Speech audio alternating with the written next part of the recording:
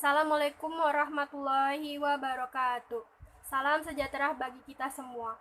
Yang terhormat kepada Bapak Ahmad Sumali serta teman-teman sekalian yang saya cintai. Marilah kita panjatkan puji dan syukur kehadiran Allah Subhanahu wa taala karena berkat rahmat dan karunia-Nya kita dalam keadaan sehat walafiat seperti saat ini. Dalam kesempatan kali ini saya akan membawakan sebuah pidato tentang pengaruh smartphone bagi remaja. Perkenalkan, nama saya Sylvia Rahmawati dari jurusan manajemen. Semoga salawat dan salam tetap terlimpahkan kepada junjungan Nabi kita, Nabi besar Muhammad SAW, karena lantaran beliaulah sehingga kita dapat memperoleh pendidikan agama Islam seperti saat ini. Yang mana dengan agama Islamlah kita bisa membedakan antara perkara yang baik dan yang buruk. Hadirin, dunia pelajaran saat ini seakan tidak bisa lepas dari teknologi komunikasi, khususnya penggunaan smartphone atau handphone. Kita tahu bahwa awalnya handphone hanya digunakan oleh kalangan tertentu yang benar-benar membutuhkannya demi kelancaran pekerjaan mereka. Contohnya pengusaha yang harus rutin mengontrol perusahaannya setiap saat.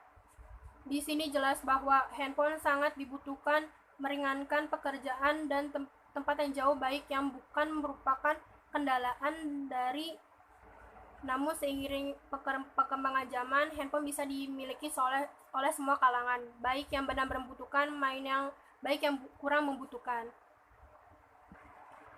Termasuk di dalamnya adalah para pelajar. Teman-temanku saat ini pelajar SMP maupun SMA telah diperbolehkan membawa handphone ke sekolah. Memang di era globalisasi ini memang banyak pelajar yang menggunakan handphone untuk kegiatan sehari-harinya. Contoh, mencari informasi melalui fasilitas internet yang ada di handphone. Selain itu juga sebagai sarana hiburan seperti permainan atau mendengar lagu, musik. Jadi handphone saat ini bukan sekedar sebagai alat komunikasi, tetapi juga sebagai alat menciptakan, menghibur, baik dengan suara, tulisan, gambar, dan video. Dapat dikatakan bahwa handphone menjadi multifungsi. Teman-temanku, sebenarnya kalau kita kaji lebih jauh, penggunaan handphone itu seperti dua sisi uang. Satu sisi menguntungkan dan satu sisi merugikan. Menguntungkan atau merugikan itu tergantung pada setiap individu yang menggunakan. Untuk itulah perlu penggunaan handphone secara bijak dan pada tempatnya. Tugas utama kita sebagai pelajar adalah belajar. Artinya, jika waktu yang telah ditetapkan untuk kita harus belajar seperti di jam-jam kelas, maka kita harus melepas handphone di tangan kita. Jangan kita mencuri-curi kesempatan. Guru sedang menerangkan, kita seharusnya mendengarkan, malah sibuk bermain handphone. Memain handphone di layar handphone. Selain kita rugi ilmu, kita juga berdosa karena telah meremehkan guru yang susah payah menerangkan. Bukankah itu hal yang tidak adil untuk guru kita? Selain itu, handphone selain menjadi kebutuhan saat ini, ternyata handphone juga menjadi gaya hidup bagi anak muda. Mereka saling bersaing mempunyai handphone yang mempunyai multifungsi yang canggih. Bagi anak yang dari kalangan mampu, menurut mereka itu mudah saja. Bagaimana dengan mereka yang kalangan tidak mampu?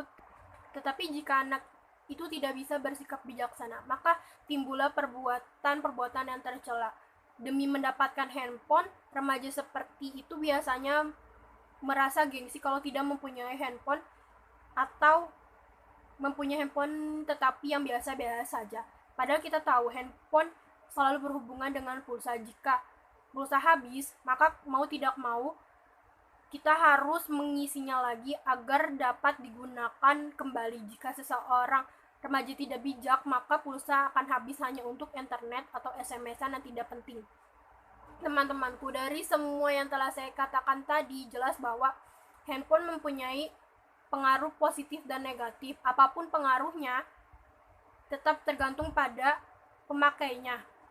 Sebagai dari generasi muda, maka sekali lagi saya menghimbau teman-teman, janganlah kita menjadi hamba handphone. Justru kita yang harus bisa memanfaatkan handphone tentunya dengan tepat dan bijak. Sekian yang bisa saya sampaikan pada kesempatan ini sebagai seorang pelajar yang masih pasif belajar. maka saya menyadari apa yang saya sampaikan tadi masih kurang sempurna. Untuk itu mohon maaf bila ada kekurangan atau kesalahan. Wabillahi taufiq wa hidayah. Wassalamualaikum warahmatullahi wabarakatuh.